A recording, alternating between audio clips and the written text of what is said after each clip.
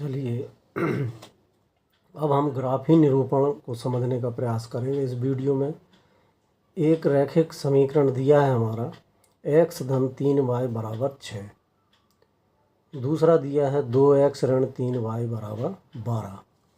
तो जब भी हम ग्राफ बनाएंगे तो ग्राफ के लिए हमें निर्देशांकों की आवश्यकता होगी, और निर्देशांक अर्थात भुज और कोटि।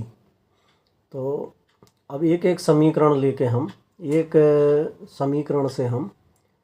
समीकरण से हम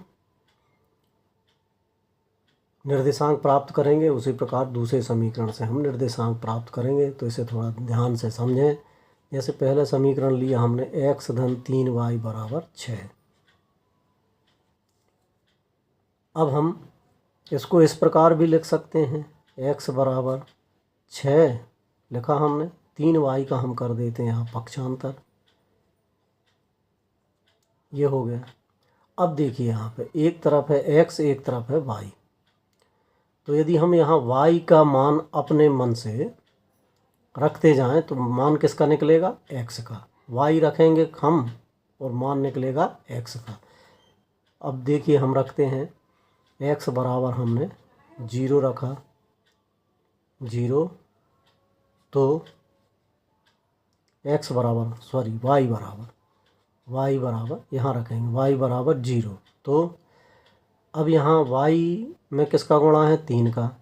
तो y हमने 0 रख लिया है, तो 3 का इससे गुणा होगा तो ये 0 हो जाएगा। तो x बराबर क्या मिल जाएगा हमको? 6। अर्थात 6x माने 6 माने ये भुज मिल गया, और y माने 0 माने कोटि मिल गई। अब इसी प्रकार हम और एक नंबर बढ़ा लेते हैं, y बराबर 1 कर लेते हैं। तो x बराबर देखें क्या होगा, इसी में रखेंगे 6 का 6 रखेंगे ऋण 3, और y की जगह हम क्या रखेंगे? 1, अर्थात 3 में 1 का गुणा, तो 3 एकम 3, और 6 में से 3 घटाया हमने तो 3 प्राप्त हुआ। एक और निर्देशांक के लिए और देखते हैं, हम अब 2 रखते हैं, y बराबर 2। तो x बराबर 6 ऋण, अब हमने कितना रख दिया यहाँ पर? 2। y के स्थान पे कितना है? 2। तो 2 का गुणा किससे? 3 से, और जो भी आएगा वो घटेगा किससे? 6 से। तो 2 का गुणा हम इससे करते हैं तो 3 दूनी 6, और 6 में से 6 घटाएंगे तो हमें क्या प्राप्त होंगे? 0। इस प्रकार हम देखते हैं। तो हमें पहले हम x का मान लिखते हैं निर्देशांक में। तो देखिए हम पहले x लिखेंगे, ये हो गए 2 2 ऐसे मान लिखेंगे हम, एक स्थान भुज का, एक स्थान कोटि का। 3 क्यों रख रहे हैं? क्योंकि हमने 3 ही मान लिए हैं, आगे और भी मान लेके बनाया जा सकता है, वो विस्तृत हो जाता है, इसलिए हमने 3 मान रख के और हमको समझना है उस बात को। तो पहले मान किसका लिखा जाता है? x। तो सबसे पहले देखें आप क्या मान निकला है? 6 कब निकला है? x 6 है तो y कितना है? 0। ये हो गया पहला निर्देशांक। फिर दूसरा निर्देशांक देखें हम, क्या है? 3 है।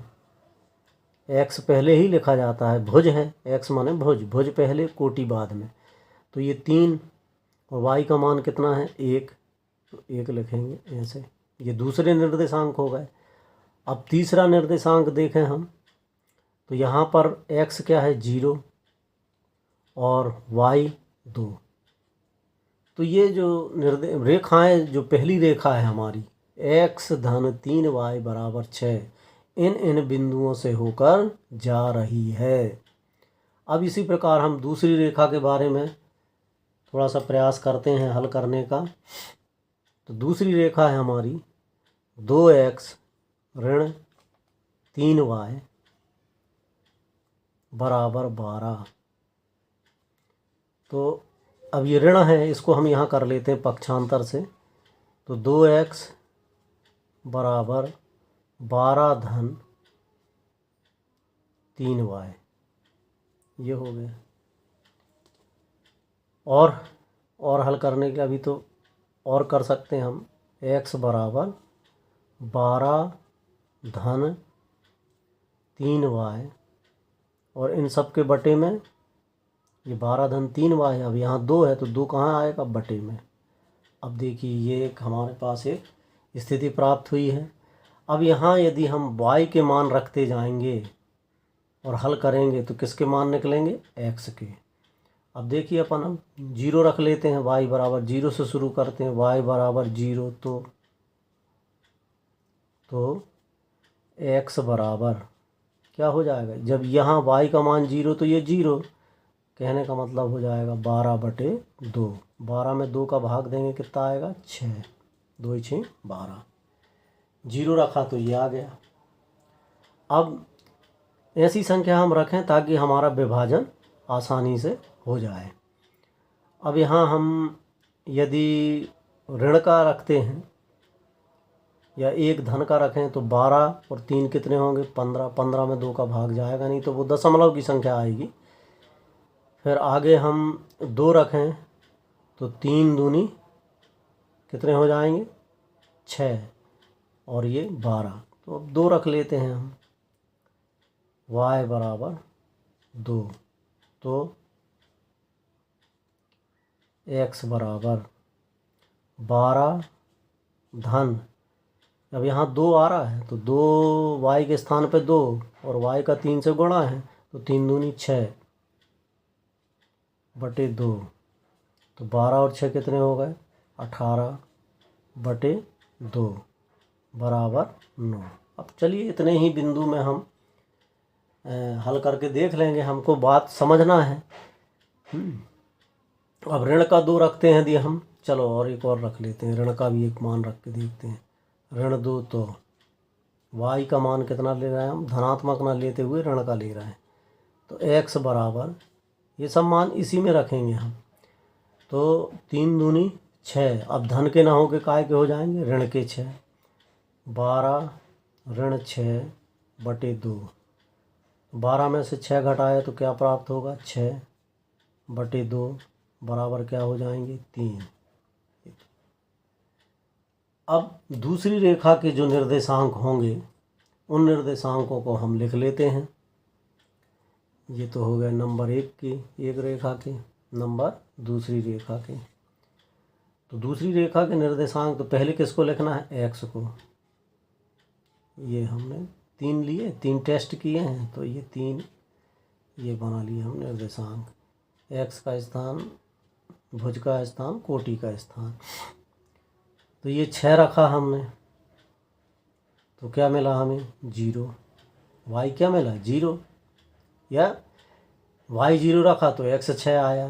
पर लिखते हम पहले किसको हैं, x को, तो x को हम पहले लिखेंगे। यहाँ x कितना है, 9 है, 9 लिखेंगे। जब 9 है तो y कितना, 2 है। यहाँ x कितना है, 3 है, तो y कितना है, ऋण 2 है। इस प्रकार से हमें ये बिंदु प्राप्त हुए हैं। अब इनका हम जब ग्राफ में करते हैं, ग्राफ में जब हम करेंगे तो अब देखते हैं, इसको हम दिखाते हैं आपको यहाँ पर। ये पहले निर्देशांक, ये देखें आप, ये ग्राफ पेपर है अपने पास। अब इसमें देखें ये जो मोटी लाइन है, ये इसको हम ले लेते हैं 1, ये हो गया हमारा 2, 1 2, ये 3, ये 4 5 6। अब पहले हम देखते हैं, पहले क्या चाहिए हमको, 6, कितना है, 6 0, अर्थात x अक्ष पे हमें कितना चलना है, और ये सभी पॉजिटिव हैं। पॉजिटिव है मतलब सब इस तरफ आएंगे, नेगेटिव इस तरह जाएंगे, है ना। तो 6 हैं, तो 1 2 3 4 5 और ये 6, ये 6 ये होगा। और y में कितना चलना है, 0, अर्थात हम यहीं रहेंगे। तो ये निर्देशांक को कहेंगे हम 6 0, ये हो गया 6 0। अब अगला है 3 1, x में 3 चलना है और y में 1 चलना है। तो 3, अब देखिए सब धन के हैं, कहीं कोई ऋण नहीं लगा है, तो 3 चलना है तो यहाँ चलेंगे 1 2 3, ये होगा x, और y में जाना है कितना, 1, तो y में हम 1 आएंगे इधर, क्योंकि ये हमारे काय के होते हैं, ये दोनों धन धन के होते हैं, ये ऋण धन का होता है, ये ऋण ऋण का होता है, और ये होगा आपका धन और ऋण का। ये 4 चतुर्थांश 9वीं कक्षा में, प्रथम चतुर्थांश, द्वितीय, तृतीय, चतुर्थ। तो यहाँ पर हमको x माने 3, तो हम चले 1 कदम, 2 कदम, 3 कदम, ये हो गए। और y की तरफ हमें जाना है, 1 धन का है इसलिए हम ऊपर तरफ जाएंगे, ऋण का होता तो नीचे आते। अब 1 माने यहाँ पर, तो ये जो बिंदु मिला हमें, ये हो गया हमारा 3 1, इसको लिख सकते हैं हम 3 1, 3 1, 3 1 हो गया। और एक और है 0 2, तो x में 0 माने यहाँ पर 0, और y में कितना जाना है 2, ऋण का है कि धन का, धन का, तो ये हो गया 1 और ये होगा 2, तो यहाँ जो आएगा ये कहलाएगा 0 2। ये अब देखो इन बिंदुओं को जो हम मिलाएंगे, इन बिंदुओं को हम मिलाएंगे तो एक हमारी रेखा प्राप्त होगी। देखिए अब इसको हम मिलाते हैं, ये इस प्रकार से ये तीनों बिंदुओं को मिलाते हुए एक हम रेखा खींचते हैं।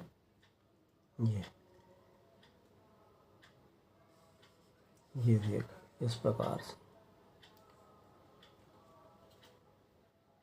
तो ये जो रेखा हमें मिली, ये इसका समीकरण क्या होगा, इसका ये हमें पहली रेखा से मिली है, उसी में हमने मान रखा तो ये सब एक का मान रखा तो दूसरे का है, और इस प्रकार से एक रेखा हमारी तैयार हो गई। तो इस रेखा को हम लिखेंगे x धन 3y बराबर 6। ये हमारी रेखा ऐसी जा रही है। और भी बड़ा ग्राफ पेपर होता तो और ढेर सारे बिंदुओं लेकर हम और भी बड़ा विस्तृत रूप से ग्राफ बना सकते हैं, लेकिन समझने के लिए हम इतना समझें। अब जो हमने दूसरी रेखा के जो बिंदु लिए थे, अब उनको देखें। दूसरी रेखा के बिंदु हमारे ये दिख रहे हैं, 6 0 9 2 3 ऋण 2। तो अब हम 6 0,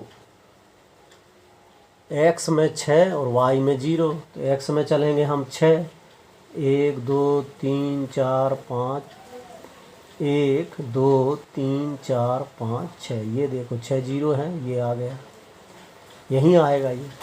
अब 9 2 x अक्ष में 9 चलना है, तो 6 यहाँ हो गया, एक बिंदु और आगे बढ़ेंगे 7, एक बिंदु आगे बढ़ेंगे 8, और एक बिंदु आगे बढ़ेंगे 9 तो ये हो गया।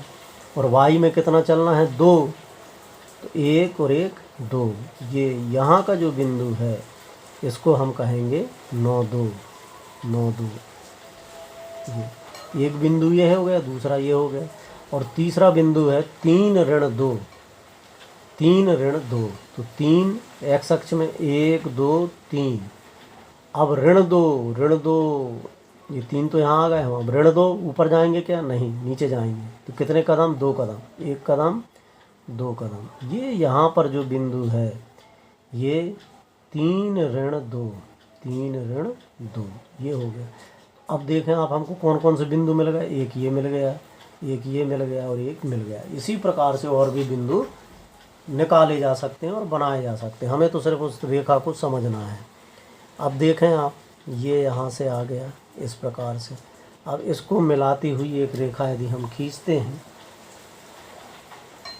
ये यहाँ से, ये देखिए ये रेखा जा रही है, ये तो ये जो रेखा है, ये रेखा, इसका समीकरण क्या हो गया, वो द्वितीय नंबर का जो समीकरण दिया था, 2x ऋण 3y बराबर 12। अब ये रेखाओं को हम कौन सी रेखाएं कहेंगे। देखो हमने कहा था कि जब दो रेखाएं एक दूसरे को किसी बिंदु पर प्रतिच्छेद करती हैं, उसी को गणित में प्रतिच्छेद कहते हैं, अपनी सामान्य भाषा में काटती हैं, तो उन रेखाओं को हम क्या कहते हैं, प्रतिच्छेदी रेखाएं। तो ये जो रेखाएं हैं एक दूसरे को किस बिंदु पे प्रतिच्छेद कर रही हैं, 6 0 पे। अब इसी से हम जो हम अध्याय में विलोपन विधि और प्रतिस्थापन विधि के माध्यम से जैसे हल ज्ञात करते हैं x और y के, तो यहाँ पर भी हम ग्राफ विधि से भी हल बता सकते हैं। पहला मान किसका होता है, पहला स्थान किसका होता है, x का, अर्थात x का मान 6 होगा और y का मान होगा 0। यही समीकरण के हल हो जाएंगे। कौन से समीकरण, ये जो समीकरण दिया है हमें, ये समीकरण के हल हो जाएंगे। ये इस समीकरण का x धन 3y बराबर 6, 2x ऋण 3y बराबर 12 का ग्राफी विधि से यदि हल पूछा जाए तो हम इस प्रकार से हल बता सकते हैं। हल बताने में हमें चरों के मान बताने पड़ते हैं, तो x का मान हम बता दें, y का मान बता दें। तो x बराबर हम देख के बता सकते हैं, यहाँ x का मान किसका होता है, भुज का, तो x बराबर 6 और कोटि कितनी है, 0। तो कोटि को हम किससे दर्शाते हैं, y से।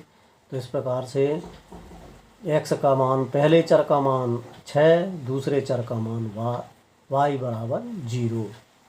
इस प्रकार से इस प्रश्न को, अब हम इसी के अंतर्गत एक और बात को समझते हैं कि a1 बटे a2 बरा, अब रेखाएं कैसी हो रही हैं, प्रतिच्छेदी हो रही हैं। इसका मतलब है a1 बटे a2 और b1 बटे b2 बराबर नहीं होने चाहिए, तब तो बात सही है ये, और हमारा गणित का वो सिद्धांत भी सही होगा। अब देखते हैं हम a1 निकालें अपने यहाँ से, तो a1 का मतलब x का गुणांक है a1। तो a1 कितना है, इसमें कोई संख्या दिख रही क्या, नहीं, तो संख्या नहीं दिख रही तो हम इसको क्या मानेंगे, 1। a2 कितना दिख रहा है हमें, a2 बराबर कितना है, x का गुणांक कितना है, 2 है, ठीक। अब ज़रूरत और किसकी पड़ेगी, b1 b2 की, तो b1 बराबर, b1 अर्थात y का गुणांक कितना है, 3, तो 3। b2 संख्या वही है पर चिन्ह का ध्यान देना, ऋण का 3 है। अब देखते हैं हम इनके अनुपात ज्ञात करके दोनों के, a1 बटे a2 कितना आएगा, 1 बटे 2, ये 1 बटे 2, और b1 बटे b2 क्या आएगा, b1 बटे b2 बराबर 3 बटे ऋण 3, अर्थात 3 एकम 3, परंतु काहे का, ऋण का 1। तो अब ये देखें, एक संख्या धन की है और एक संख्या ऋण की है, तो धनात्मक संख्या कभी भी ऋणात्मक संख्या के बराबर होती ही नहीं है, और ये 1 है और ये आधा है, अर्थात a1 बटे a2 बराबर नहीं है b1 बटे b2। और जब बराबर नहीं है तो रेखाएं कैसी होती हैं, प्रतिच्छेदी रेखाएं। ये देखें आप, ये इस ग्राफ में हमने ये निकाला कि किस प्रकार से प्रतिच्छेदी रेखाएं, ये पहली रेखा है, ये पहली रेखा का जो रेखा गुजर रही है वो ये जा रही है, दूसरी रेखा ये जा रही है, और दोनों प्रतिच्छेदी हैं, इसलिए एक बिंदु पर आके प्रतिच्छेद कर रही हैं इन बिंदुओं पर, और उस बिंदु का नाम है 6 अगले वीडियो में अब हम आपको समांतर रेखा और संपाती रेखा के बारे में बताएंगे।